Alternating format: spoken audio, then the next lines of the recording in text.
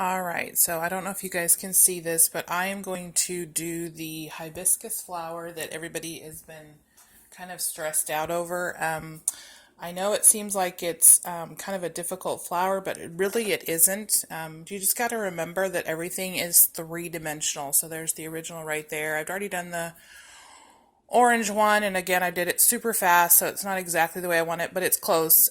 So I'm going to try and do this best I can. I already have some of my paint on my palette, but there's a little bit of red, and there's my pink, I'm sorry, my red and my white, and that's the only colors plus your purple that I think they required or asked for. I don't tend to go with the directions exactly, so I'm going to use my green brush to start with, and that's what I'm going to make my basic shape with. I'm going to use like a pink color, a light pink color.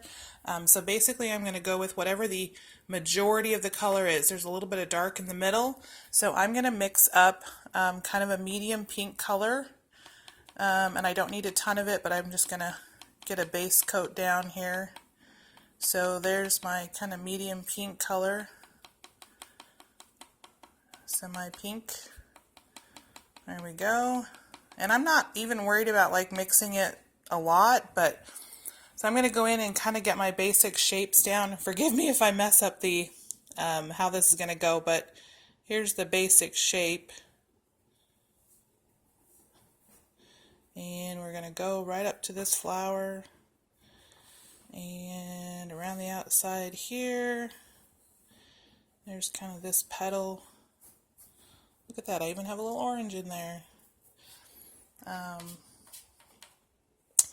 And now we're going to kind of come down here to do this petal, and then there's just a little opening over here. All right, I'm going to cover this whole thing with my pink kind of color, that base color. Now, I've said this again a number of times that when you're painting, your paintbrush is going to be doing all the blending and the work. It's kind of hard because it's kind of shiny right here, but I might have to tilt my canvas up a little bit so you guys can see. See if I can use my, I don't have a, not an easel painter. I don't like to paint with my easel. So, anyways, I'm going to fill all this in with just the color that I need. I'm just laying down kind of a base coat of my color. It doesn't need to be super neat. Again, like I was saying before.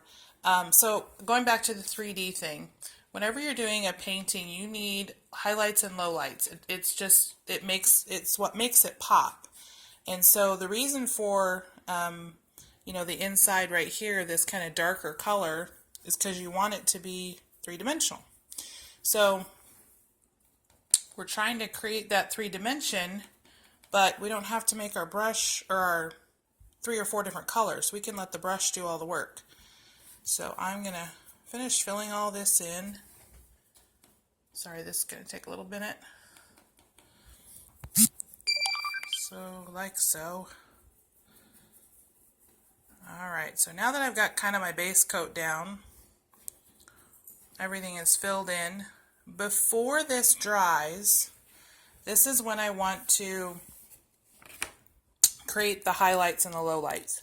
So, I'm going to my original painting out here. There's my original. What I want to do is create darker areas. So these dark spots right up in here in the very center is what we're going to create. So I'm going to take my solid red. I'm going to try and do this so you guys can see this. So I'm going to try to, here's the center of my painting, or the flower. What I'm going to do is start to create some darker spots where my petals will be. So you can see in the very center, this is where those dark areas are going to be. There's a little bit of dark right on the outside of this, and in the center of this petal right here too.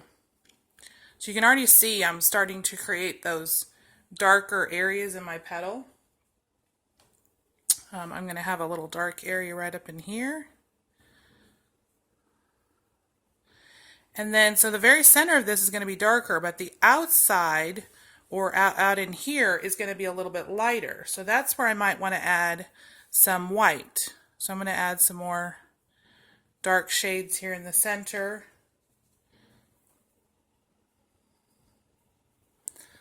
And I hope you guys can see this. I know it's kind of not exactly the best, but, and you can see also when I'm making these brush strokes, I'm making them in the shape of the petal. So I'm kind of creating that illusion that there's a petal here.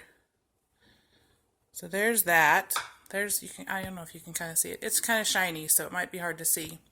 Not a very good light. So now, I don't want to wash my brush off, but now I want to create some of these lighter shades around the outside edge. So I'm going to dip my brush in my white, and I'm going to start to create some little white areas here. And I'm not going to blend them quite yet, so I'm just going to create some white. This is kind of where the bump on the flower would be. So I'm just going to kind of add a few little white areas right here. And again, my paint is super wet. This is the trick with this, is to get it nice and wet. And so now what I want you to do is where the outside edge, kind of along this very outside edge, I want you to add some red little highlights, I guess, or low lights, by adding a few little red ones out here on the outside. Once we get all those on there, we're going to just blend them. So without going too crazy here, I hope you guys can see this, but so there's my little bit of red on the outside, like so. Okay, so it looks really crazy right now, but now what I want you to do is from the center of whatever you're doing, or even the outside, either direction, I want you to just make one brush stroke. And you can see how that kind of blended together. So all I'm doing is creating those highlights in those low light areas. So one brush stroke.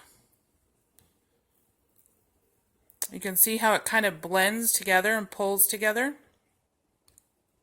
I'm making it in the shape of those petals.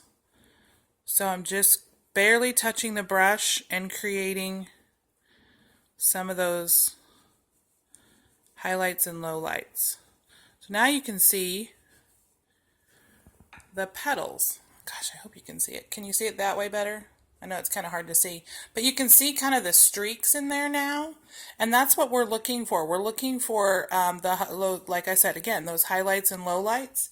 I might go back in here just a little bit more because I might want to make this just a touch darker. Gosh, the shine is terrible. So I'm going to add just a little bit more dark in our center with that red again. This is where you can kind of play with it. If you want to do more red in your center, you can. So there's kind of the center. I don't know if you can see it. That might be better. You can see it that way better. But you can see where the streaks are here.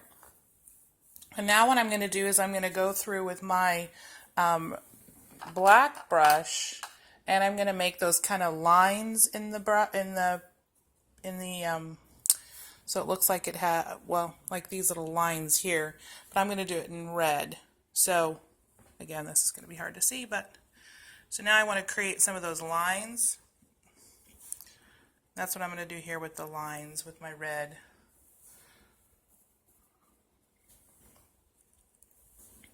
Then the last